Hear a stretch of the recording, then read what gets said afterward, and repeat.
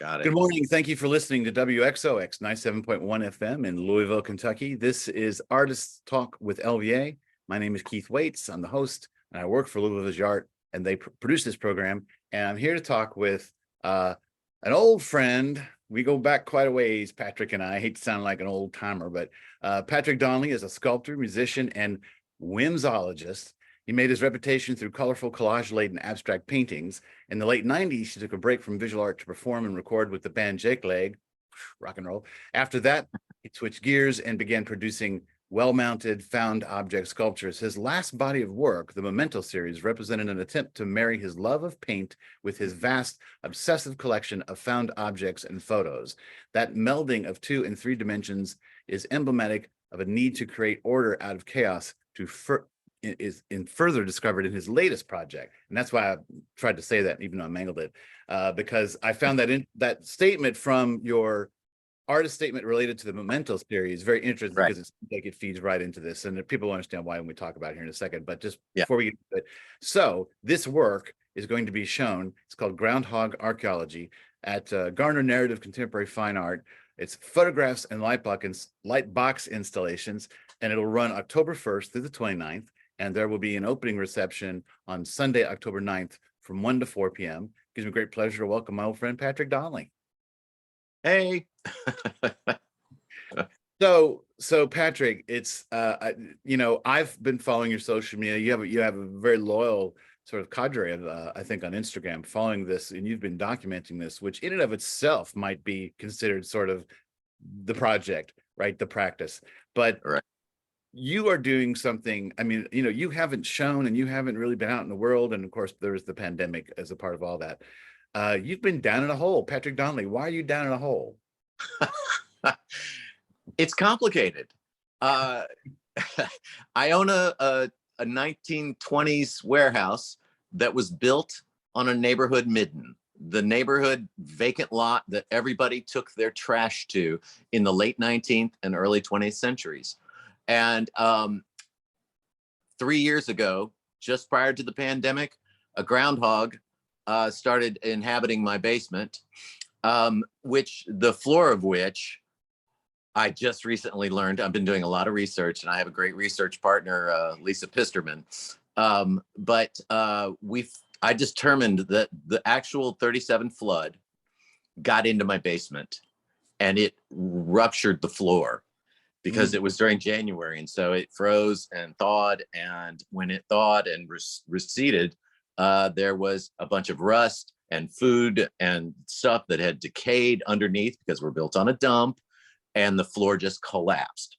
And so that's how it was when I bought it in 1995.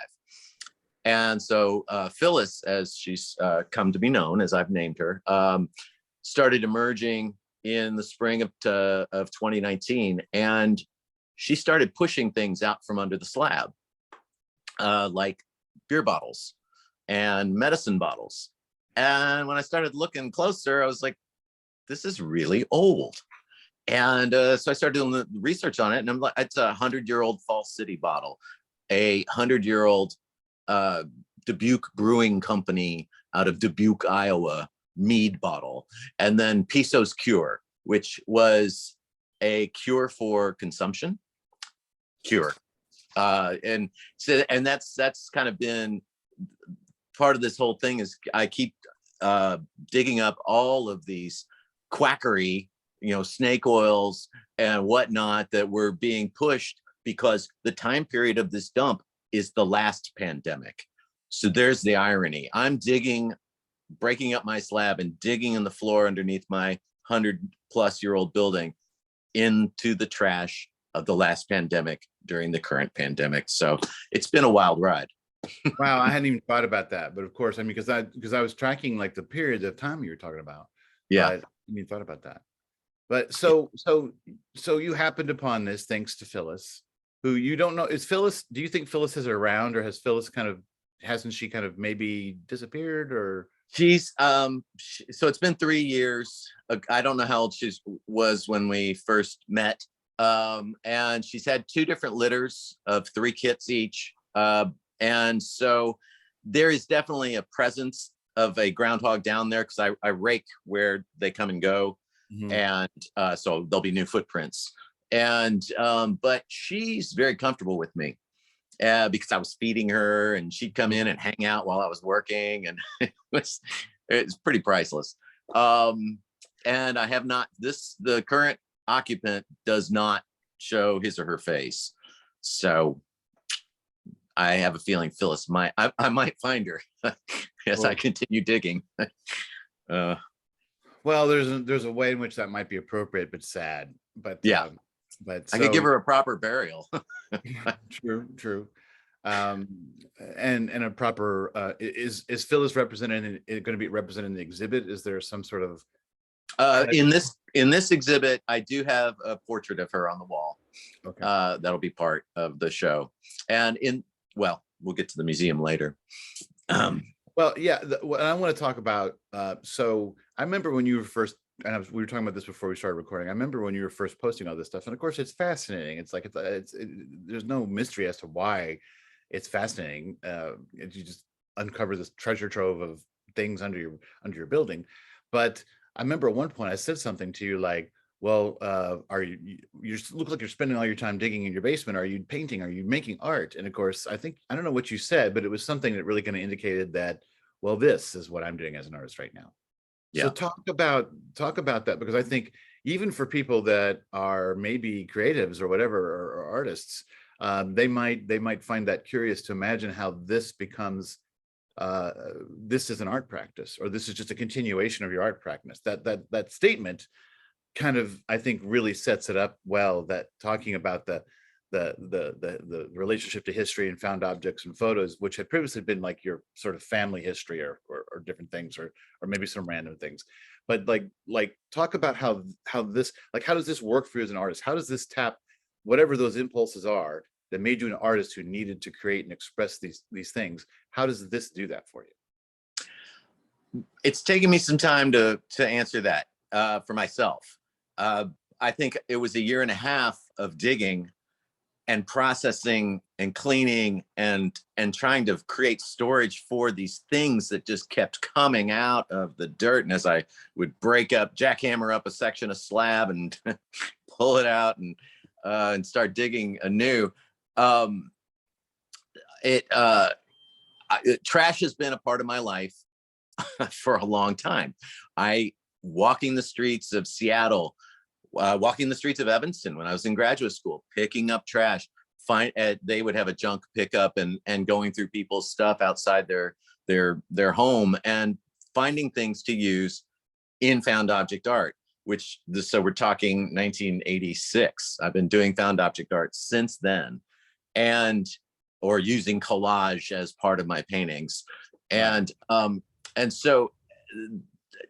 And I've always been a person who picks up trash just to pick it up. Someone left some trash and it pisses me off, so I pick it up and throw it away. So so trash is a major part of my life.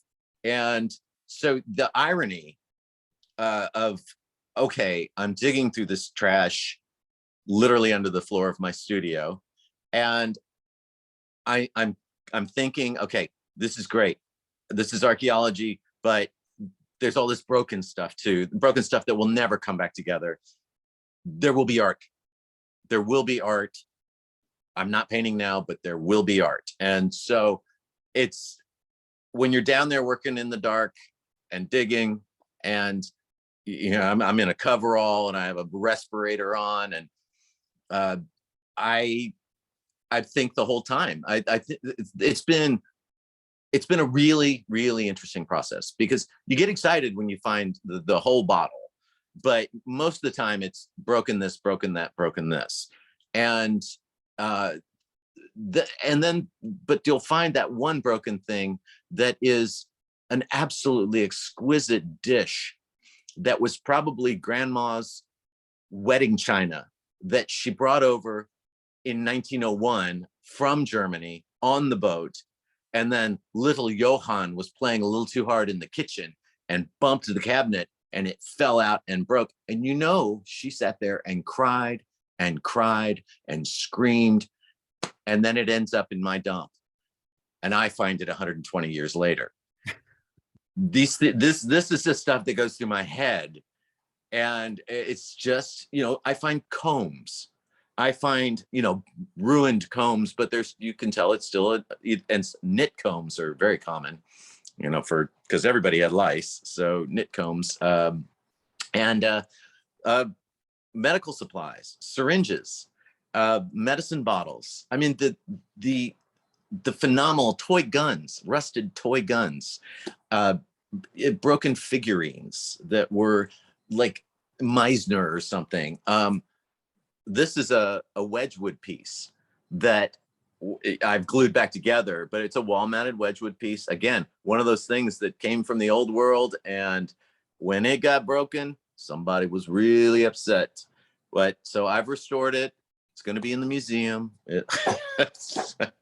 But yeah, so I've become the puzzle master, and that ties into this whole need to make art out of what I'm doing. So it's the discovery process, discovering this, thinking through the stories and what this stuff is, and then finding creative ways to bring it to the world, to bring it back to light. Literally, I'm digging in the dark and I'm trying to bring things back to light. And the creative process has been constant, even though I'm not yet really creating things. Well, but I have seen one piece, and I know you, and it says in the description that light box is a part of the technique. So Yes. When you say bring it to light, and I imagined, I guess, the most obvious sort of pedestrian when you say there will be art from it, as like, you'll just put it back together and make arrangements, and maybe you'll make sculptures out of it or whatever. But it was so striking when you put them on a light box and photograph them, and you're arranging, because surprisingly there are some objects where you have found many examples of that object, so that you've made some of the things I've seen, like you've made arrangements of those objects. Yeah, that's like a really fascinating way to do it, because they look both old of a previous time and then all of a sudden very much of this moment in the same instant when you're looking at that sort of image. Right. Yeah, that came to me. I was thinking about ways to make sculptures. Mm-hmm. And the sculptures would contain the objects and then have lighting. But then I was thinking about, the complexities of that, and plus the items have value, intrinsic value. And I didn't necessarily want to put 20 bromo seltzer bottles into a frame and backlight it and front, protect it. That seemed more museum and less art. And then I ordered these panels. They're 24 by 24 LED ceiling panels that just go into a drop ceiling. And I was using them vertically and photographing things against them that way. And then I said, I'm going to lay it flat and start composing with the glass. And of course, the glass works best in this context because the light's passing through. Mm-hmm. And I suddenly kind of fell in love with it. The idea of composing with the broken glass, which has its own intrinsic beauty, the colors, the ambers of the beer bottles and the chemical bottles, and it's so the glass bottoms. A lot of times when a bottle gets broken, all that's left is its bottom.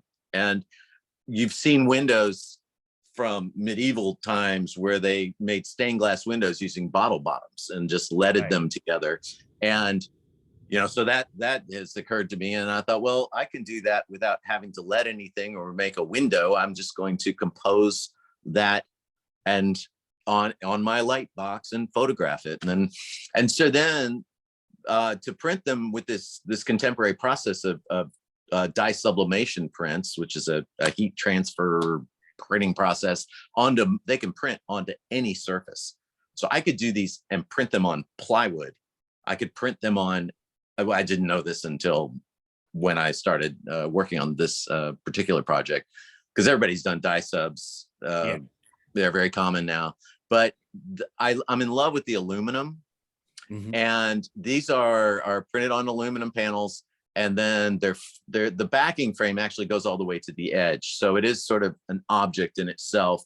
And they hang tight and flush to the wall.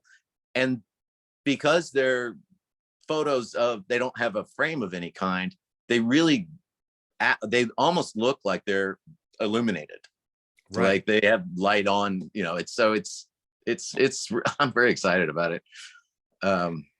Well, and to hear you talk about too, one of the things that is striking, I don't know, there's no plastic, right? It's all this glass. It comes from a time before plastic when even the most ordinary things, whatever mundane things, aspirin or whatever, would be. So the most functional utilitarian bottle is to us a thing of beauty.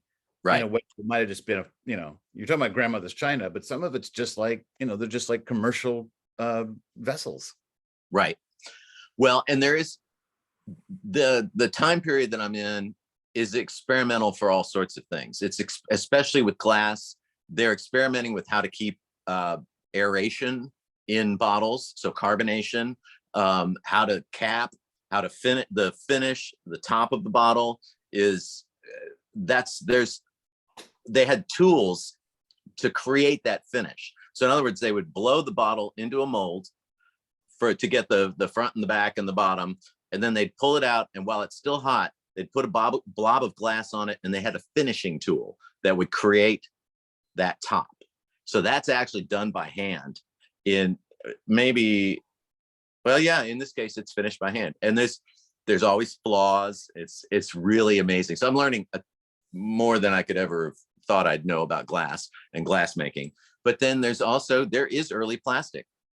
It's called vulcanite. One of the oddest things I've ever found, the two oddest things, one of which I'm pretty sure I can say.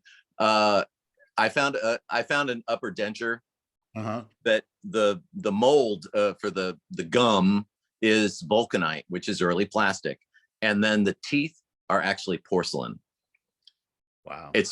And so I'm 6 feet down below the level of the floor, and I'm digging, and I'm like, those are teeth. And of course, I'm still paranoid that I'm going to find little Johann who got killed by his grandmother and thrown into the dump. For breaking your china.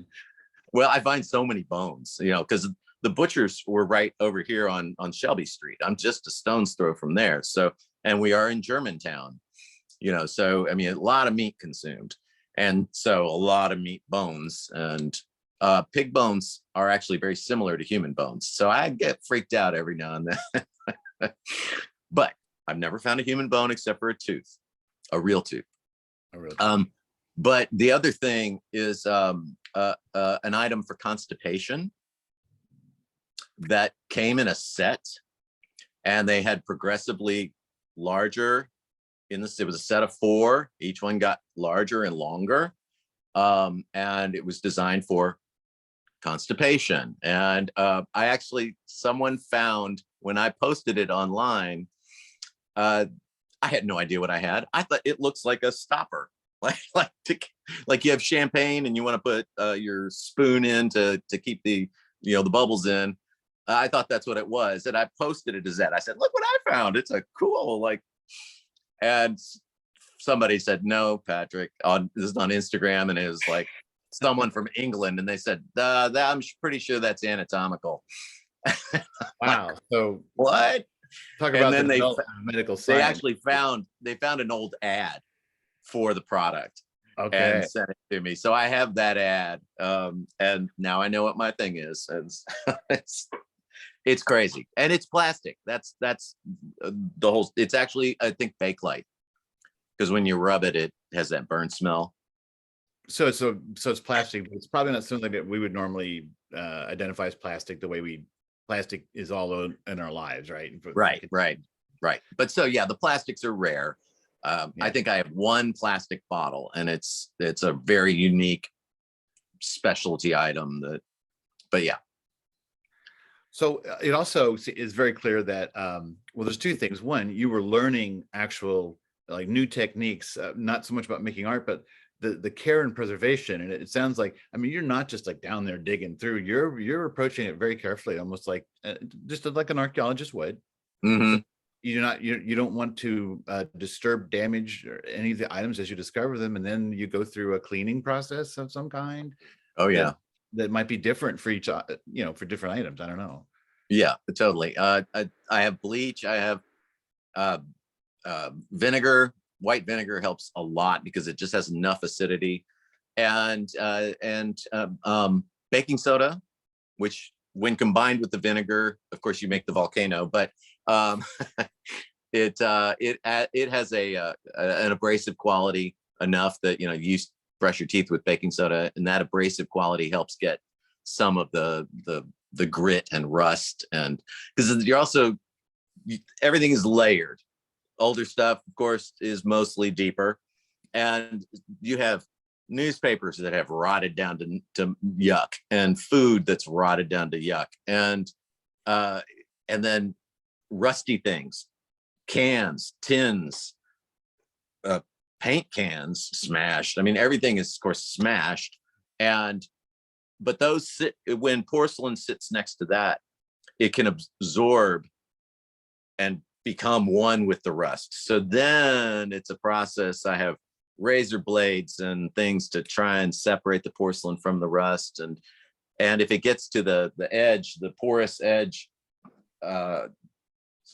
stoneware and porcelain, that porous edge just absorbs the rust. It eats into it. And it is really hard. If I want to put something back together that's been really rusty, it's not easy.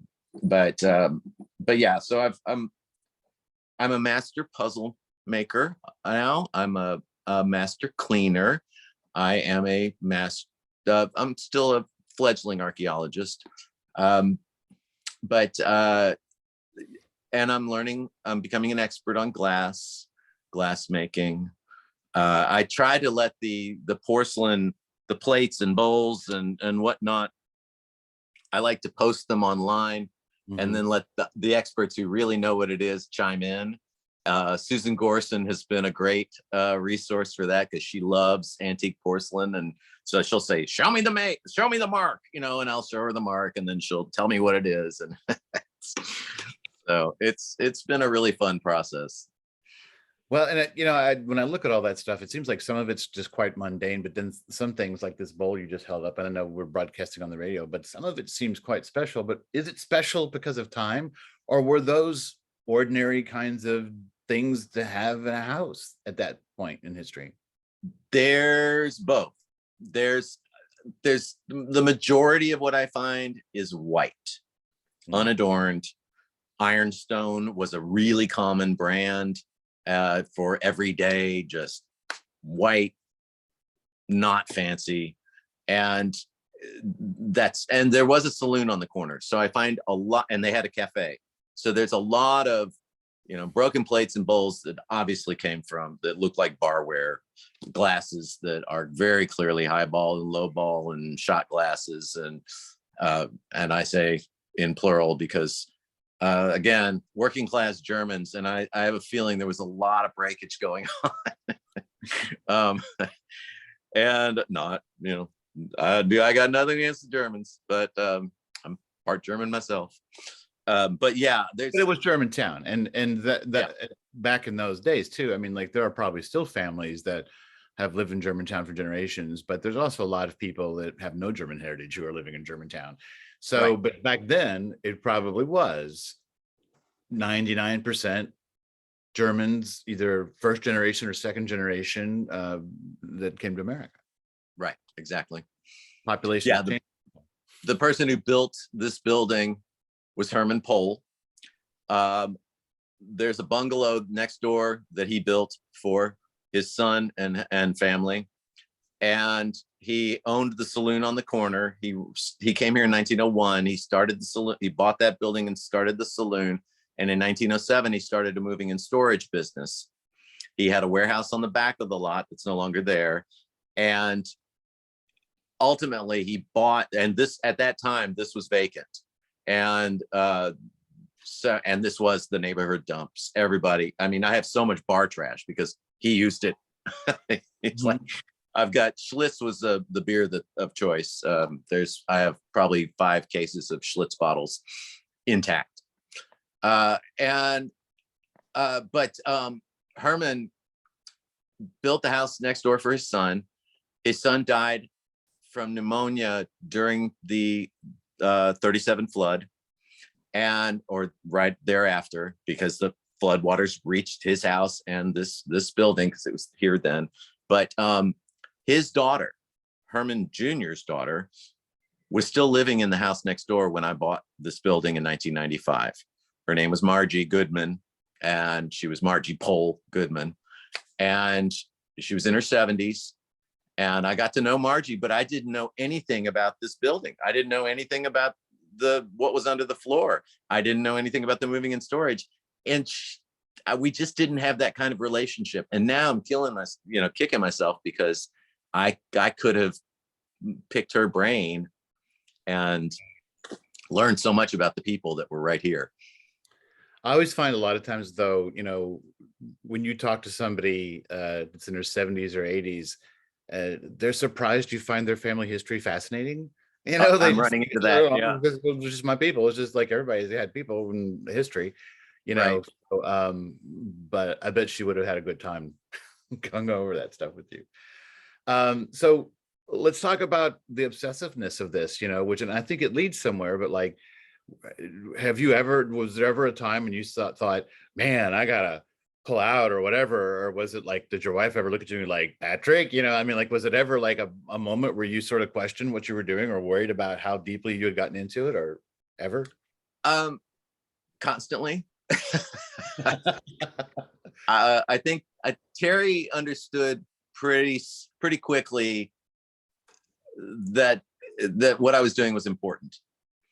I didn't know exactly how important or why it was important, but the fact that the obsession kept driving me, and the fact that I was able to connect with the community through the term mudlarking. I'm also a mudlark. Who knew? Now explain a mudlarker. A mudlarker, this is it's an English term that comes from people 250 years ago who would, the Thames River is a tidal river, which means every day it goes out, and the foreshore, which is the exposed land, then becomes traversable. And for centuries, people have searched the foreshore for treasure, anything they could pick up and sell. It was usually poor people, and the term mudlarker was given to those people. So it wasn't really a term of endearment. In recent times, the practice of mudlarking has become an obsession for a lot of people, and you have to get permits now to be able to mudlark on the Thames. It's such a popular thing to do. And so people go and they find like Roman coins. I mean, because London's been around a long time, and that river has seen a lot of history. And so to be a mudlarker today is a badge of honor. And the fact that they accept me, that I can hashtag my posts, mudlarking finds, and I've developed a following in England. I have English mudlark. I have mudlarkers from all over the world now, but who just embrace what I'm doing, because it feels kind of like cheating. I just go down to my basement and mudlark, but sometimes it's muddy because groundwater seeps in, and so that discovering the gem, the treasure in the dark, is pulling it from the dreck and mire, as I like to say. It feels good to know that I'm connected with a community that's worldwide. Well, and I think I was, because probably was thinking like, had you any thought about going back to school and getting a degree that somehow would relate to this? But I almost feel like really you've already earned a degree, and I think I have. And, it's like just because there's not an official sort of designation for what you've done, like you've gone so deeply and devoted yourself so intently to it for so long, and made these kind of connections. Like you're recognized as a mudlarker. That's actually, I bet that's more exciting to you and more gratifying than getting another degree. Oh, totally. Yeah. It just, to have another degree just means I gotta go back and do a bunch of reading and do my practicum or whatever. And that would be going to an archaeological site and digging. Thanks. That's what I do that all the time. Right. So I mean, I would have to grit, doing the gritting off and layer by layer by layer. Well, you got to remember that this is a neighborhood dump that somebody built a building on. They had to dig footers. They had to dig down into the dump. And so a shovelful went this way and a shovelful went that way. And, it's actually, I'm digging through chaos, which is, so I don't feel the need to be a precise archaeologist. I'm treating the artifacts with reverence, but I'm not fine.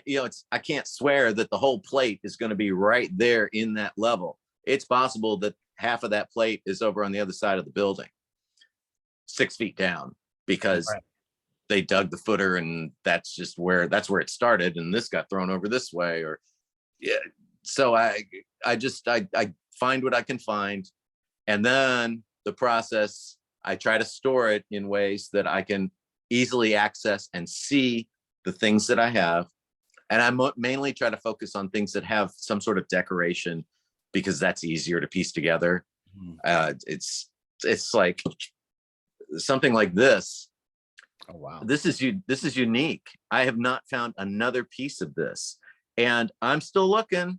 I'm still hoping, but it came from an area that I would hope that the rest of it was there, and because it's got decoration on every part of it. So unless it's a really tiny piece, I'm going to find it.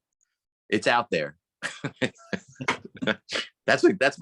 I have several Moby Dicks in this, the great white whale that I'm searching for. That, in fact, one of those is, and this is probably the most valuable find. I dug up a 1904 Jack Daniel's bottle, wow, totally intact, fully embossed, as if it was printed with a label. It looks like a modern Jack Daniel's bottle, but it's amber. So it's amber glass, fully embossed with the entire Jack Daniel's label. And I found out that it was a celebratory thing that they did in 1904. They only made them that year. They only made so many of them. And that if you find one, you're lucky, and it's worth a lot of money. Well, they also did a cobalt blue one. That's the white whale, because it came from the bar. The bar got it as a promotional thing. So they had the cobalt one. So I'm just hoping that when they threw out the amber one, they threw out the cobalt one. Maybe they held on to it for another year or so and finally tossed it. But hopefully it's in my landfill and not at Merriweather. Well, before we run out of time, I want to give you some time to talk about the museum project. You made a reference to it kind of early on about what the plans are for the building. Right. Talk about that. Okay. Well, I get asked for 3 years. I've been asked, what are you going to do with all this stuff? What are you going to do? And I'm like, I don't know. Well, I know now. I have, I've formed the Corporation of Groundhog Archeology, and we will be doing business as the Mary Street Midden Project. I am going to convert this building, because this building is the story. The story wouldn't exist if this building hadn't been built on the dump. And I'm going to turn it into a museum. And it's going to be a museum that is about history, immigrants, groundhogs, trash, because I'm digging through this trash, but each as I get to a new type of trash to explore and talk about, that will lead me to, the history of Louisville distilling, because I have whiskey bottles from all of the major manufacturers and distillers, beer, the history of brewing. So it's going to be interwoven with the stories of trash and how we dealt with trash 120 years ago. But then I want to have, as you get to the end of the project, it will talk about our current trash issues and problems and the future of trash, and what will they find 120 years from now when they dig us up, and talk about, have environmental issues involved, And I plan to have a rotating gallery that will be for use by other organizations, U of L Photo Archives, the Filson, the Fraser, if they choose, if they wanted to do sort of a satellite show. And I plan to have the museum on the Bourbon Trail, because I've got the history of bourbon going on. We've got Louisville Stoneware right down the block. So I'm going to be interconnected with all these organizations that are historically related. And but I want to focus on the idea of trash, because the whole story started with trash, and it's still about the trash. And so I think it's gonna be fascinating. So it sounds great. I mean, but it also sounds like a real commitment. I mean, do you see yourself passing through this phase and into something where you would do more traditional artwork again? Do you think you'll be painting soon or not? Or do you even think about that? Are you just immersed in this? Well, I'm immersed in this. I'm committed to the project, and I'll be the chairman of the board, but I won't be the museum director. I plan to hire a staff, and once it's up and running, and the board will go through, I'll probably be committed at least for 2 years, and then I want to release it and let it, once it's on its feet and running, then I can back away from it. And I don't have a studio anymore, so I can't, I'm gonna have to find another studio. So until I do that, and I can commit to that, everything's going into storage. And who knows, after 5-6 years of this, what art will be for me. But this might end up being my greatest creation. Sure. Well, and not to, it's easy to make fun of this project, and I don't mean to do that, but it also, when you talk about the connections you've made to other parts of the country, like you could do a little bit of a tour, you could do a lecture tour. I mean, particularly once you have the museum up, and then you could also maybe bring those guys in, like have a little Mudlark Exactly. group come in and do a lecture here at your museum. I mean, right. You can right away, just from having heard you talk through all this, see all the potential. And I don't know, people may think these things are silly, but I think they're not. You're doing a very good job of articulating it, but I'll repeat it just for reinforce the point. Talking the idea that our trash is our history. I mean, that people were throwing those things into a dump instead of keeping them, and they were broken sometimes. What do you do with them? You throw it away, and that's what we do too. But when you said earlier about, like, what are you going to find? What are we going to find in our trash? And I wonder I think our trash, it's hard to imagine our trash is going to be of great value, because I feel there's a part of me that feels like we understand the value of objects in a way that maybe they didn't back then, because we have gotten into a place in our culture where we deal with a lot of so-called disposable packaging and things like that isn't very disposable or biodegradable. And so right. I feel like our archaeology is not going to necessarily say good things about us. But I think that that sense of nostalgia for the earlier part of our world means we value things differently now, of the kind that you're finding. So that if you have your things from your grandmother now, you never throw that away. You always sort of maintain these things. That I think, and I don't mean to underrate the immigrants of that time, that they didn't have that sort of appreciation. I think you're right. I think grandmother probably did cry about that broken piece. Yeah. But it makes it was her wedding china. Yeah, it was her wedding china.